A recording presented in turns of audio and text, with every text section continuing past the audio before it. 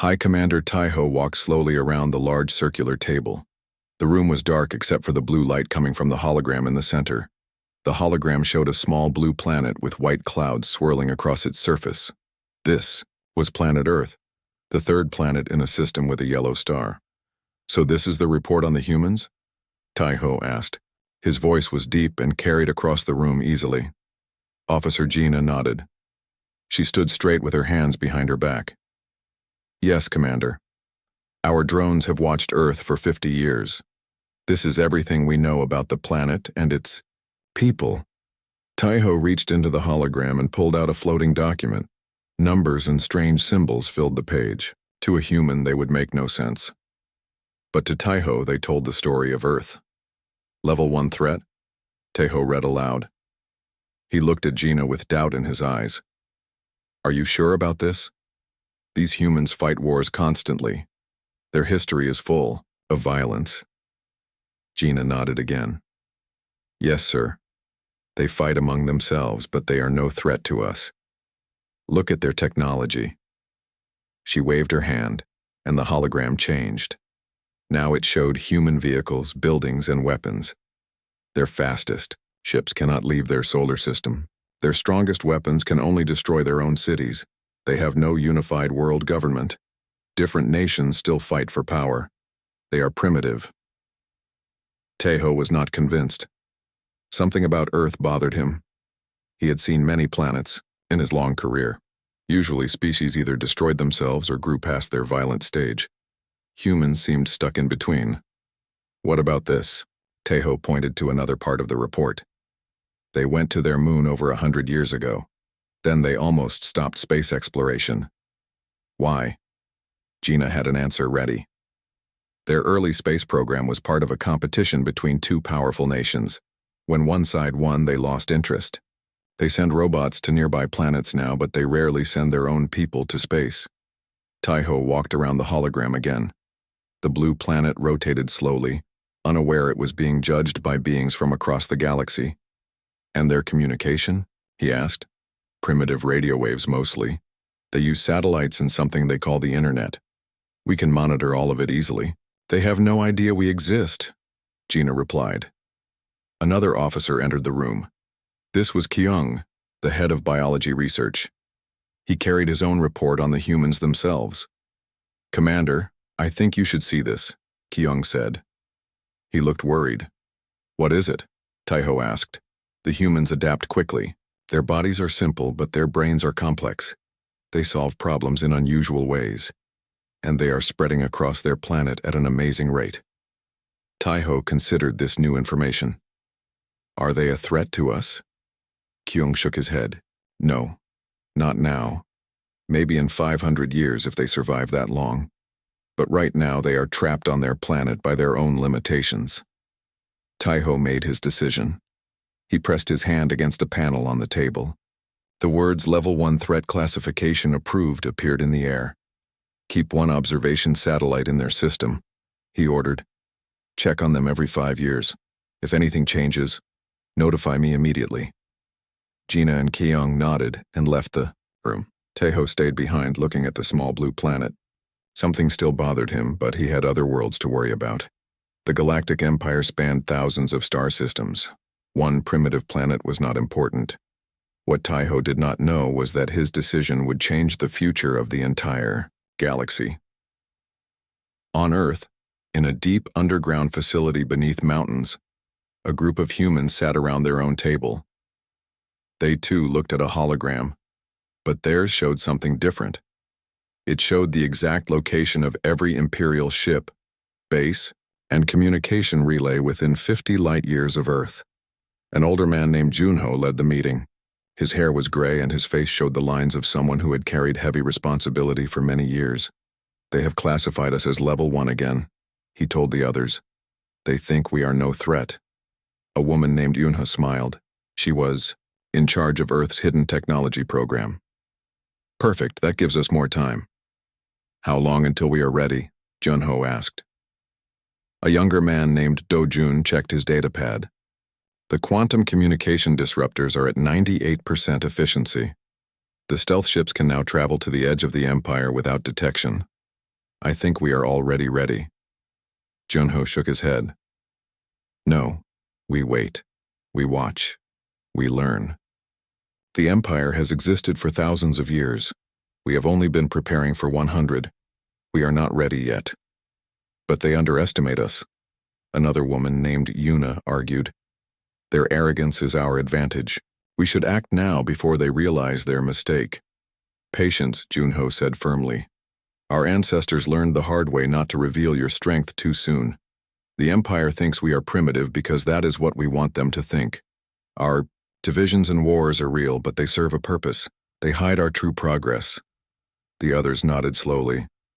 They had all studied Earth's secret history, how the first alien probe had been detected over a century ago, how the world's leaders had come together in secret while maintaining the appearance of division, how humanity had agreed to advance in the shadows, hiding their true capabilities from watching eyes above. So we continue as planned, Yunha confirmed. We let them think we are primitive. We keep our best technology hidden, and we prepare for the day when hiding is no longer an option. Yes, Junho agreed. One day the Empire will make a mistake. They will come here thinking we are helpless, and on that day they will learn the truth. But until then, we are patient. We are careful. We are invisible. Outside the underground base, the world continued as it always had. Nations argued. Politicians made speeches. People went about their daily lives. Most knew nothing about the aliens watching from above or the secret preparations happening below. And high above the Earth, the Imperial Observation Satellite drifted silently. Its sensors recorded everything they could see. The visible lights of cities, the movement of ships on the oceans, the radio and television broadcasts that filled the air. But it could not see through mountains. It could not detect the advanced technology hidden deep underground. It could not know that humans were not what they appeared to be. In his office on the Imperial capital world, Taiho filed away the report on Earth and turned his attention to more important matters. The small, blue planet was classified, categorized, and forgotten, for now. Captain Minho gripped the arms of his command chair as the ship shook around him. Red warning lights flashed across the bridge. The sound of stressed metal filled the air. Report, he shouted over the noise. Navigator Hieri worked quickly at her station. Her fingers moved across the control panel as she tried to understand what had happened. The warp drive failed during the jump, Captain, she said. Something went wrong with the calculations. We are now in an unknown system. Minho took a deep breath. The Imperial exploration vessel Distant Dawn was one of the best ships in the fleet, but even the best ships could have problems. Where are we? He asked. Hieri checked the star charts. We are in system J4721. It has a yellow star and 8 planets. Engineer Do-hyun joined them on the bridge. His uniform was stained with black, liquid from the engine room. Captain, the warp core is damaged, he reported. We need special minerals to fix it. Without them, we cannot jump back to Imperial space. This was bad news. The Distant Dawn carried 150 crew members. If they could not fix the warp drive, they would be stuck in this system forever. Are there any planets nearby with the minerals we need? Minho asked. Hieri nodded. Yes, Captain. The third planet in this system has everything we need, and it is inhabited. Minho looked at the main screen. It now showed a small blue planet with white clouds and green-brown land masses. What do we know about this world? He asked. Science Officer Subin checked her data pad. It is designated Sol 3, commonly called Earth by its inhabitants. It is classified as a Level 1 threat. Minho felt relief wash over him. Level 1 meant the planet was primitive. Its people would have no defense against Imperial technology. Perfect, he said. We can collect what we need without any problems. What is the status of our cloaking system? Fully operational, Captain, Hieri replied. Good. Take us into orbit around Earth. Make sure we are not detected. The Distant Dawn moved silently through space toward the blue planet. Its cloaking system bent light around the ship, making it invisible to primitive sensors.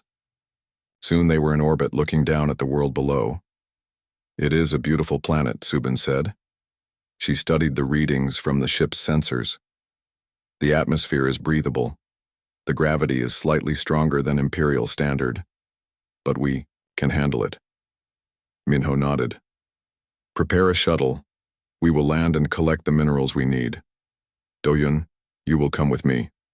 Subin, you too. I want to know more about these humans. Captain? Yeri said suddenly. Her voice was tense. I am detecting an Imperial observation satellite in orbit around this planet. Minho frowned. That makes sense. Even level 1 planets are watched. Can we access its data? Yes, Captain. Yeri worked at her console again. I have the data now. It shows that humans have basic spaceflight capabilities. They have a small station in orbit and have visited their moon, but they have not gone beyond their own system. Any weapons that could threaten us? Minho asked. No, Captain. Their most advanced weapons are nuclear missiles. Our shields can easily protect us. Minho made his decision. We will land during the night on the far side of the planet. There are fewer humans there according to these readings. We should be able to avoid detection. The shuttle was prepared. Minho, Dohyun, Subin, and 2 security officers boarded it.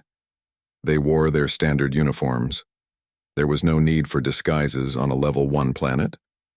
The humans would not even know they were there. The shuttle left the distant dawn and moved toward Earth. Its own cloaking system was active, hiding it from human eyes and sensors. They aimed for a large landmass that the humans called Australia.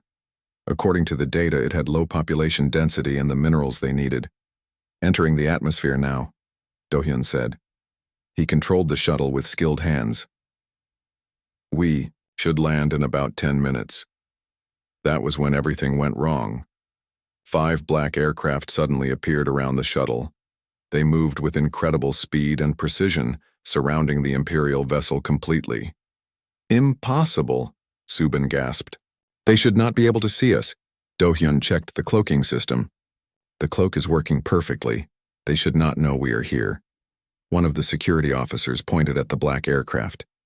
Look at their design. Those are not primitive vehicles. They have no visible engines. How are they flying? Before anyone could answer, a voice came through the shuttle's communication system. It spoke in perfect galactic standard, the official language of the Empire. Attention, Imperial Shuttle. This is Earth Defense Force. You have entered restricted airspace without permission. Power down your engines and prepare to be escorted to landing coordinates. Any attempt to flee or use weapons will be met with immediate response. The shuttle crew stared at each other in shock. This was impossible. A level 1 civilization should not have aircraft that could detect their cloaked shuttle. They should not know about the Empire, and they definitely should not speak galactic standard. Captain, what do we do? Dohyun asked quietly. Minho thought. Quickly. They were outnumbered and in unfamiliar territory. The black aircraft had appeared so suddenly that he doubted they could escape. And if humans could detect their cloaked shuttle, what else could they do? We comply, he said firmly. Power down the engines, Dohyun. Tell the distant dawn what has happened. Dohyun reached for the communication panel, but it was dead. Captain, something is blocking our signal. I cannot contact the ship. The voice from the Earth Defense Force spoke again. Your communications have been temporarily disabled. This is standard procedure. Do not be alarmed. Follow our lead to the landing site. The shuttle was surrounded by the 5 black aircraft. They guided it away from its original destination, toward a different part of the continent. Looking out the window, Minho saw mountains rising from the flat landscape. The black aircraft led them toward the largest mountain. As they approached, part of the mountainside slid open, revealing a large hangar built into the rock itself. Lights guided them inside. The shuttle landed softly on a marked platform. Through the windows, Minho could see humans in uniforms moving efficiently around the hangar. Their technology looked nothing like what a level 1 civilization should have. There were other aircraft in the hangar that looked even more advanced than the ones that had escorted them. This is not right, Subin whispered. According to our data, humans should be using primitive jet engines and rocket technology. These vehicles use something different. The hangar door closed behind them, sealing them inside the mountain. A group of humans approached the shuttle. They wore blue uniforms with no visible weapons. "We should prepare to meet our hosts," Minho said. He straightened his uniform and took a deep breath. "Remember your training. We represent the Empire." The shuttle door opened. Minho led his crew out onto the platform. The air smelled clean and slightly metallic. The lights were bright but not harsh. A human stepped forward from the others. He was of average height with short black hair and a calm expression. He bowed slightly in greeting. "Captain Minho of the Imperial vessel Distant Dawn," the human said, in perfect galactic standard. "Welcome to Earth. I am Director Ki-hyun of the Earth Defense Force. We have been expecting you." Captain Minho stood frozen in place. The human named Ki-hyun had just greeted him by name and rank. This was impossible. No one on Earth should know who he was or what ship he commanded. "How do you know who I am?" Minho finally asked. Ki-hyun smiled, slightly. "Please follow me. Your questions will be answered soon."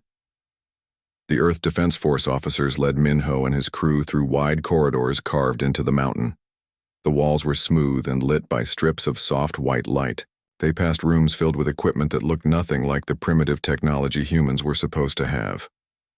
"This facility should not exist," Subin whispered to Minho. "According to our data, humans do not have the ability to build something like this."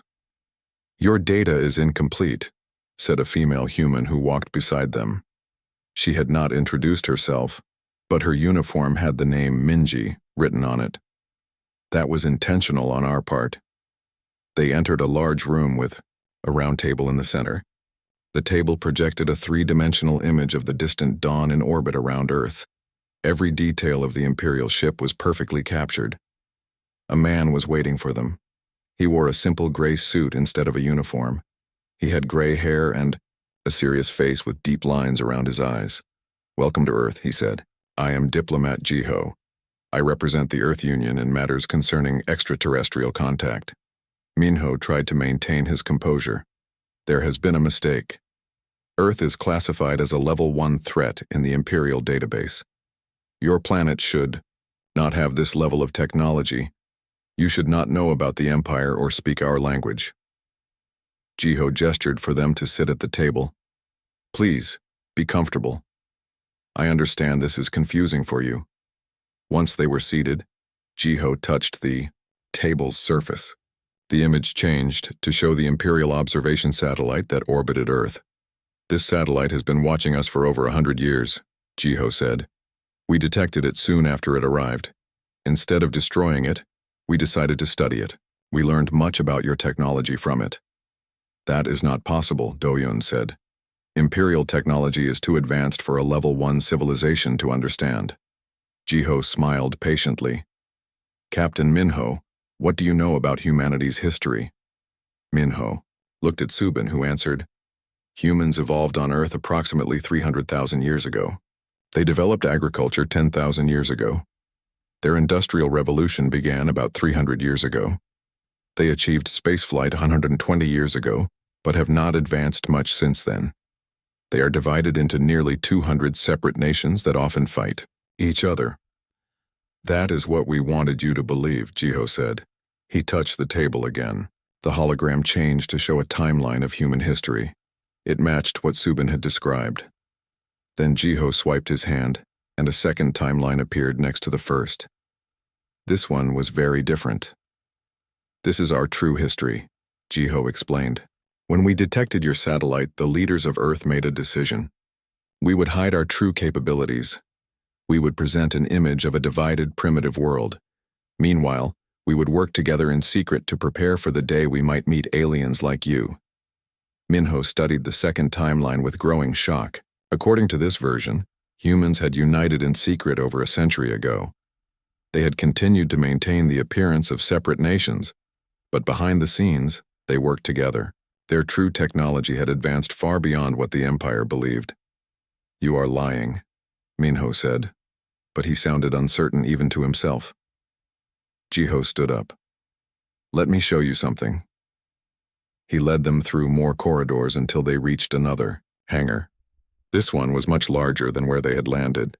Inside were spacecraft unlike anything Minho had ever seen. They were sleek and black with no visible engines or weapons. "These are our Phantom-class ships," Ki-hyun explained. "They can travel faster than light. We have explored much of this galaxy already." "Without being detected?" Do-hyun asked in disbelief. "Yes," Ki-hyun confirmed. "Your empire is not as observant as you think." They continued their tour. They saw factories where robots built advanced technology. They visited research labs where humans worked on sciences that even the Empire had not mastered. They were shown communication centers where operators monitored signals from across the galaxy. "How many of these bases do you have?" Subin asked. "Many," Jiho replied simply. "On Earth and beyond." Finally, they entered a room that made Minho's blood run cold. It contained detailed models of every type of Imperial ship, weapon, and base. On the walls were maps showing the exact location of every Imperial world. "You have been spying on the Empire," Minho said quietly. "We have been learning about potential threats," Jiho corrected him. "Just as you have spied on us and thousands of other worlds." A new person entered the room. She was older than the others, with white hair pulled back tightly. Her eyes were sharp and intelligent. "I am Director Sora," she said. "I oversee our intelligence operations, Captain Minho. Your ship detected an anomaly in your warp calculations, correct?" Minho nodded slowly. "That was us," Sora explained. "We guided your ship here. We wanted to make direct contact with the Empire, and your ship provided the perfect opportunity." "Why?" Minho demanded. "Why reveal yourselves now? Why bring us here?" Jiho and Sora exchanged looks. Then Jiho turned back to Minho. "Because something has happened that concerns both humanity and the Empire," he said. "Please, come with me one more time." They were led to a command center. Dozens of humans worked at stations around a central projection area. The projection showed a map of the galaxy. Large sections of it were colored red. "These red areas represent Imperial communications networks that have gone silent in the past 6 hours," Jiho explained. Minho stared at the map in horror. Nearly half of the Empire's territory was marked red. "This is impossible," he whispered. "Nothing could disable Imperial communications on this scale." "We agree," Jiho said grimly. "That is why we brought you here. Whatever is happening, it affects us all." "You think we did this?" Minho asked, anger rising in his voice. "No," Sora replied calmly. "If the Empire had this capability, you would have used it against your enemies long ago. This is something new, something unknown." Minho looked at the map again. The communications blackout included the Empire's capital world and most of its core systems. Billions of Imperial citizens were now cut off from each other. "The distant dawn," he said suddenly. "I need to contact my ship." Ki-hyun nodded. "We can establish communication now. We only blocked your signals before to ensure you would come with us peacefully." A screen appeared showing the bridge of the distant dawn. Navigator Hieri's face filled the screen. She looked relieved to see Minho alive. "Captain, are you well? We lost contact with your shuttle hours ago." "I am fine, Hieri," Minho assured her. "What is the status of Imperial communications?" Hieri's expression grew troubled. "We have been trying to contact Imperial Command without success. All channels are silent. We thought it was a problem with our systems, but—" "It is not just you," Minho told her. "Half the Empire has gone silent." As they spoke, a human technician approached Jiho and whispered something in his ear. Jiho's face paled. "Captain," he said to Minho, "we have just detected multiple energy signatures entering this system. They match no known Imperial or Earth design." The map changed to show Earth's solar system. Several red dots were moving toward the planet. "How many?" Ki-hyun asked sharply. 7 vessels, the technician replied, large ones. Sora turned to Minho. "Captain, it seems our revelation has been interrupted. Earth is about to have more visitors, and I doubt they come in peace." Minho looked from the approaching ships to the humans around him. Hours ago, he had believed they were primitive beings of no consequence to the Empire. Now he knew they had technology that rivaled or even surpassed Imperial standards. And together, they faced an unknown threat. "What do you propose?" he asked Jiho. "An alliance," the diplomat replied without hesitation. "Whatever is happening to the Empire may soon happen to Earth as well. We should face it together." Minho thought of his duty to the Empire. He thought of the communication blackout that had cut off half of Imperial space. He thought of the strange ships now approaching Earth. "Agreed," he said finally. "Let us face this threat together." As Minho spoke, alarms began to sound throughout the mountain base. The unknown ships had accelerated. They would reach Earth within hours. The command center of Earth's mountain base was now filled with both humans and Imperial crew members. They worked side by side, sharing information and preparing for the arrival of the unknown ships. Captain Minho stood with Diplomat Jiho and Director Sora at the central console. The screen showed the approaching vessels. They were unlike any ships Minho had ever seen. Their design was strange, curved and asymmetrical, as if grown rather than built. "Have you encountered these ships before?" Minho asked the humans. "No," Sora replied. "We have explored many star systems, but we have never seen this design." Engineer Do-hyun worked with a human engineer named Tae-woo at another console. They were analyzing the energy signatures of the unknown ships. "Their power output is enormous," Do-hyun reported. "Much greater than Imperial warships." Tae-woo nodded in agreement. "And they use a form of faster-than-light travel we have never seen before, not like your warp drives or our phase drives." Minho turned to Jiho. "You said you have been watching the Empire for years. Did you ever detect signs of these beings?" "No," Jiho admitted. "They are as new to us as they are to you." A communication officer called out from across the room. "Director Sora, we have restored contact with our outposts in the Proxima Centauri system." Sora moved quickly to the officer's station. "Report." The outpost reports that Imperial communications began failing in a pattern. The failures started at the edge of Imperial space and moved inward toward the core worlds. "Like a wave," Minho said quietly, "moving through our territory." "But not just your territory," Jiho pointed out. The wave continued beyond Imperial space, affecting other systems as well. The main screen changed to show a map of the galaxy. Red dots marked systems where communications had failed. They formed a clear pattern, a wave of silence moving across the stars. "It will reach Earth in approximately 12 hours, the communication officer reported. Minho felt a cold fear grip him. "My ship. Can the distant dawn escape before the wave hits?" "There is nowhere to escape to," Sora said grimly. "The wave is everywhere. It is only a matter of time before it reaches all systems." Jiho touched Minho's arm. "Captain, I believe it is time we showed you everything. Please come with me." They left the command center and took a fast elevator deep beneath the mountain. When the doors opened, Minho found himself in an enormous underground chamber. It housed a device unlike anything he had ever seen.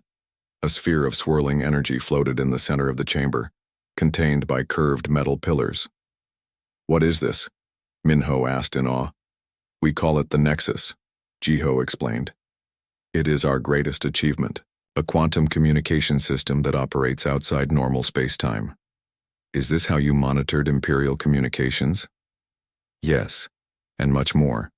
The Nexus allows us to communicate instantly across any distance. It also lets us see and hear events happening throughout the galaxy." Minho stared at the Nexus with new understanding. "This is why Earth has remained hidden. You did not need to send ships to learn about the Empire. You could watch us from here." "Exactly," Jiho confirmed. "We built the Nexus after we detected your first probe a century ago. We knew we needed to understand potential threats without revealing ourselves." "And now?" Minho asked. "Now we use it to understand what is happening to the Empire. Something is interrupting all standard forms of faster-than-light communication. But the Nexus operates differently. It still works, at least for now." They approached a control station near the Nexus. A human woman with short gray hair looked up from her work. "This is Dr. Ji-young," Jiho introduced her.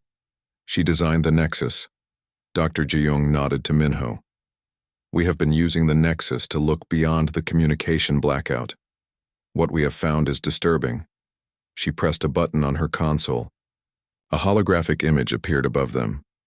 It showed an imperial city. Everything seemed normal until Minho looked closer. The streets were empty. No ships flew in the sky. The city was completely still. "Where is this?" he asked. "The capital world of the Empire," Dr. Ji-young replied. "We have looked at dozens of imperial worlds. They are all the same.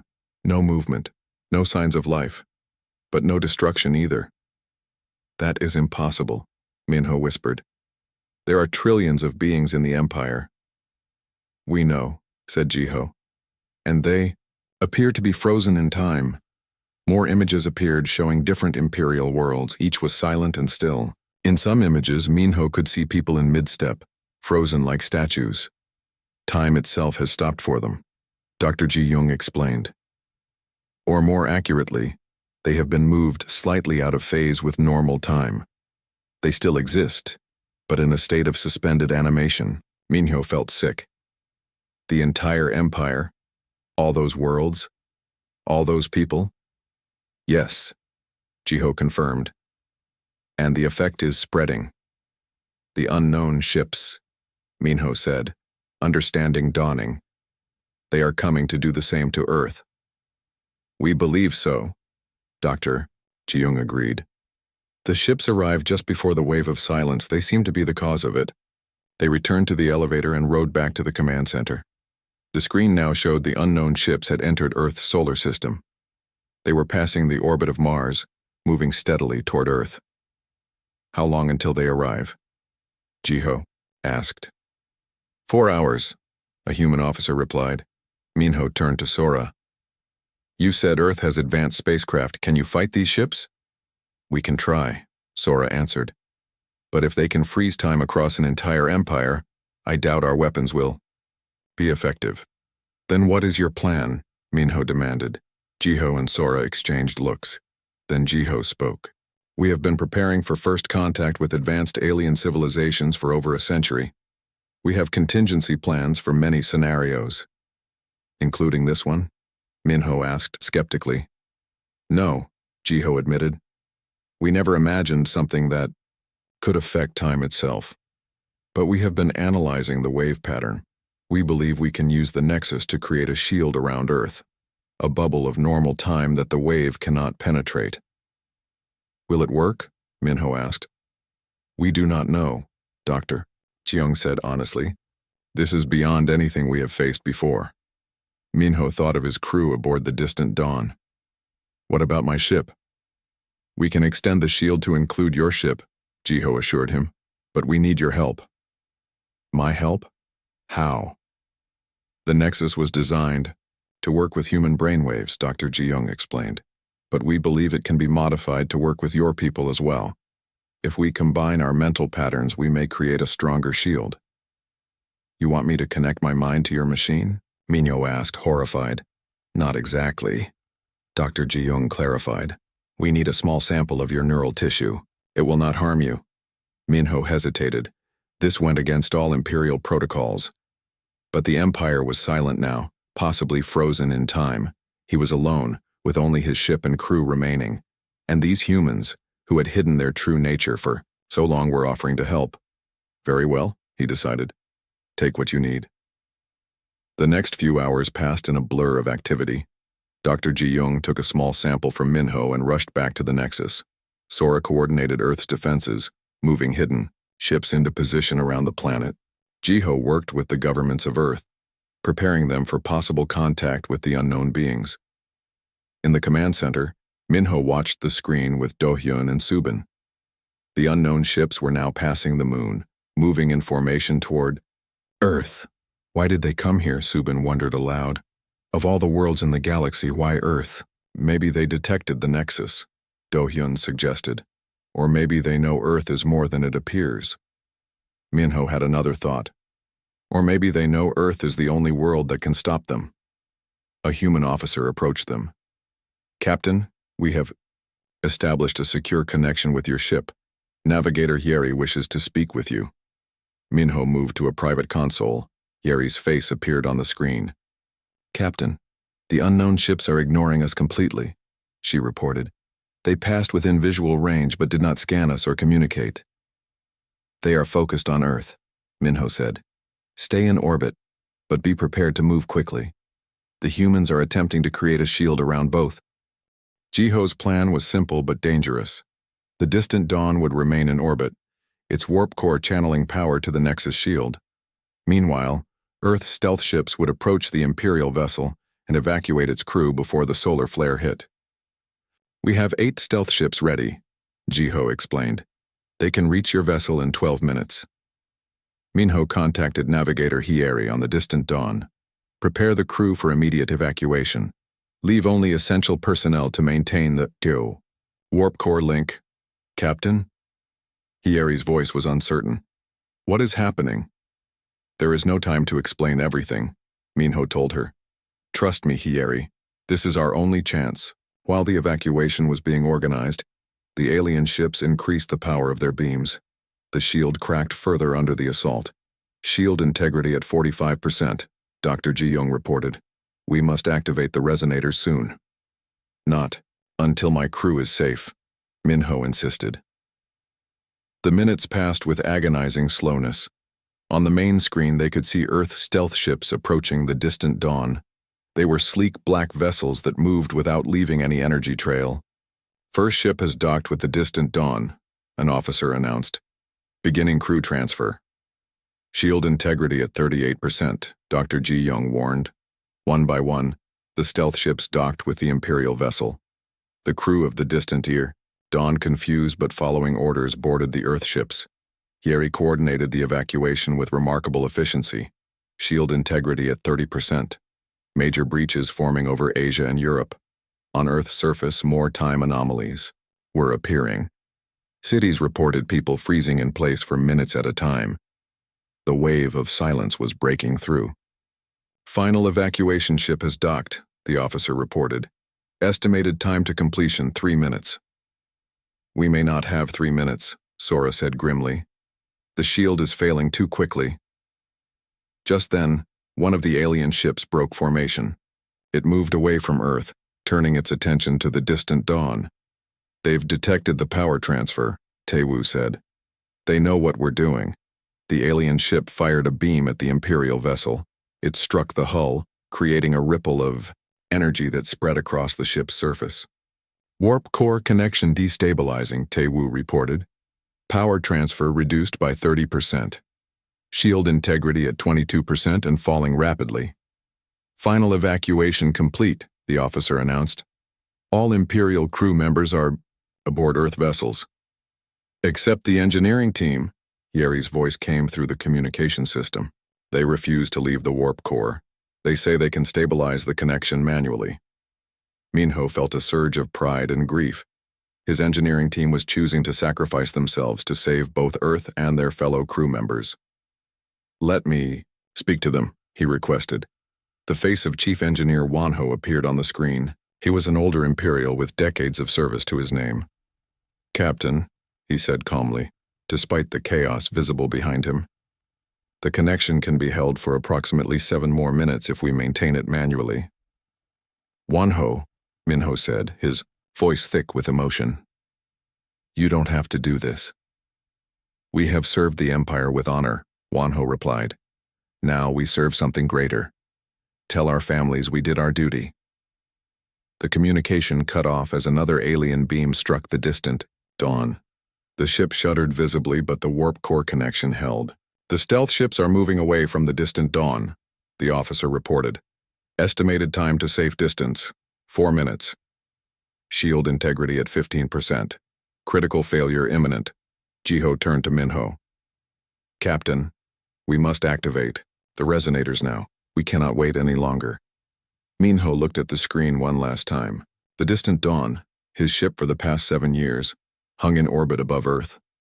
Inside it, Wanho and his team fought to maintain the connection that was helping protect billions of humans. "Do it," Minho ordered. Jiho pressed his hand against a panel on the console. "Emergency Protocol Alpha. Authorization, Jiho, Earth Union Diplomat. Activate all solar resonators." For a moment, nothing happened. Then on the main screen, they saw it. The sun pulsed once, twice. A massive burst of energy erupted from its surface, a solar flare more powerful than any naturally occurring one. Stealth. Ships approaching minimum safe distance, the officer reported. The alien ships detected the solar flare. They immediately broke off their attack on the shield and began to move away from Earth. But they were too slow. The flare expanded outward at tremendous speed, engulfing the distant dawn first. The Imperial ship's shields flared brightly as they tried to withstand the solar energy. For a few seconds, they held. Then they collapsed, and the ship disappeared. In a flash of light, the flare continued outward, catching the nearest alien ship before it could escape. The strange vessel's hull glowed red, then white, before breaking apart. 3 more alien ships were caught by the edge of the flare. They didn't break apart, but their systems failed. They drifted powerless in space. The remaining 3 alien ships managed to escape the flare's direct path. They regrouped at a safe distance, watching as the solar storm raged through the inner solar system. Shield holding at 23%, Dr. Ji-young reported. The resonators worked. The energy surge has strengthened the nexus. The wave of silence? Ji-ho asked. Pushed back beyond the orbit of Pluto. Earth is safe for now. The stealth ships had escaped the flare's path. They were returning to Earth with the rescued Imperial crew. But the distant dawn and its brave engineering team were gone. We have movement from the surviving alien ships, Sora announced. They are approaching Earth again, but slowly, not in attack formation. They're being cautious now, Ji-ho observed. They didn't expect resistance. Or sacrifice, Minho added quietly. The largest of the 3 surviving alien ships stopped at a distance from Earth. After a moment, a signal was detected. They're transmitting, the communications officer reported with surprise. It appears to be an attempt at communication. Can we understand it? Ji-ho asked. The Nexus is analyzing it now, Dr. Ji-young replied. It seems to be a mathematical sequence, basic communication protocol. Minho stepped forward. They want to talk. Ji-ho looked at him. Why now? After trying. To freeze our planet in time? Because we surprised them, Minho suggested. They didn't expect resistance. They didn't expect us to destroy one of their ships and disable 3 others. The Nexus has established a basic translation, Dr. Ji-young announced. I'm sending it to the command center now. Words appeared on the main screen. Cease hostilities. Parley requested. Ji-ho looked at Sora and Minho. Should we respond? We should, Minho said. But from a position of strength. They need to know that Earth is not a level 1 civilization to be conquered. Ji-ho nodded and stepped toward the communication station. This is Diplomat Ji-ho of the Earth Union. We acknowledge your request for parley. Explain your actions against our world and the Galactic Empire. There was a long pause before the alien ship responded. We are the timekeepers. We preserve peace through temporal suspension. The Empire threatened balance. Earth hidden potential detected. They're saying they froze the Empire in time to preserve peace, Sora translated. And they detected Earth's hidden potential, probably the Nexus. Ask them why they attack peaceful civilizations, Minho suggested.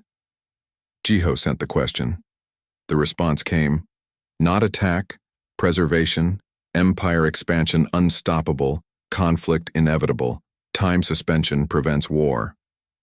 Minho understood now. They think they're peacekeepers. They detected the Empire's expansion and decided to stop it by freezing time itself.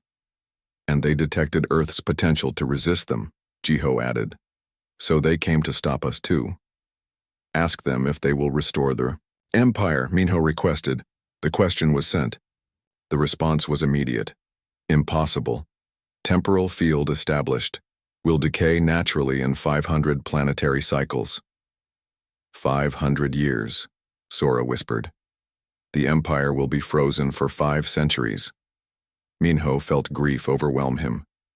His home, his family, his entire civilization, all suspended in time for centuries to come. By the time they awakened, he would be long dead. But there was still hope. Earth remained free. And the Imperial crew members rescued from the distant dawn, over 100 of his people, had survived. Jiho placed a hand on Minho's shoulder.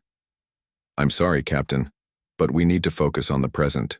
These timekeepers still pose a threat." Minho nodded, pushing aside his grief. "Tell them that Earth demands they leave this system immediately, and that any further attempts to apply their temporal fields will be met with force." Jiho sent the message. The response took longer this time. "Agreement possible. Earth demonstrates unusual capability. Propose neutral status for solar system. No interference from timekeepers if Earth remains within boundaries." "They're offering us a deal," Sora said. "They'll leave us alone if we stay in our solar system." "It's a containment strategy," Minho observed. "They fear Earth's technology. They want to keep us isolated." Jiho thought for a moment. "Counteroffer. Tell them we accept neutral status, but we require freedom to travel to nearby star systems for resources and colonization. And we demand they provide information about their temporal technology." The message was sent. The aliens responded. "Limited travel acceptable. 20 light-years maximum radius. Temporal technology information denied."